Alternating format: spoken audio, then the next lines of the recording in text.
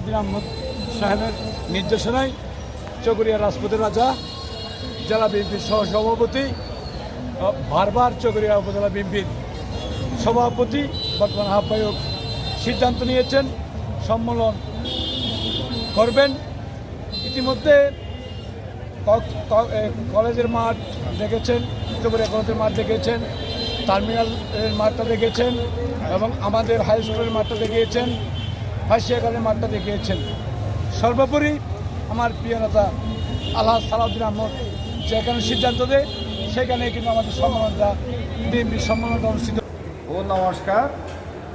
23 August Chakaria উপজেলার আহ্বায়ক সম্মানিত এনামুল হক সাহেব, সদস্য সচিব এম মোবারক আলী অনেক মাঠ নির্ধারণ করতেছে। Chakaria college, Chakaria pilot high school, bus terminal, Fasiakhali Rashid Ahmed উচ্চ বিদ্যালয়, এই 4টে মাঠের মধ্যে কোনো একটা মাঠের মধ্যে এই সম্মেলন প্রস্তুত নিতে পারে।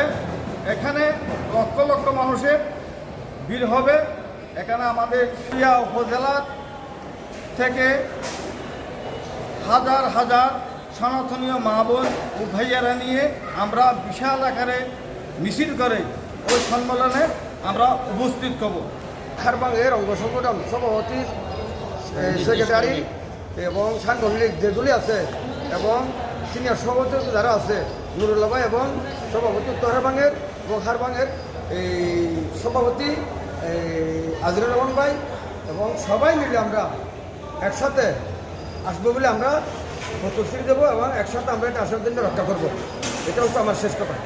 বাংলাদেশ জাতীয়তাবাদী দল বিএনপি চকরিয়া উপজেলা বিএনপি যে আগামী 23 সম্মেলনের সেই প্রস্তুতি সম্মেলনে বিভিন্ন ইউনিয়ন, বিভিন্ন ওয়ার্ড থেকে এই বিএনপির পরিবারের যারা আনন্দ নিয়ে যাতে সফল হয়, সম্মেলন সফল হোক, সার্থক হোক, আহ্বায়ক এনামুল হক সাহেব, সদস্য সচিব এম মোবারক আলী সাহেব, এই দুজনেই আমাদের প্রিয় নেতা আলহাজ সালাউদ্দিন আহমদ ভাইকে যাতে সম্মেলন স্মরণীয় হিসাবে উপহার দিতে পারে এ আশা ব্যক্ত করে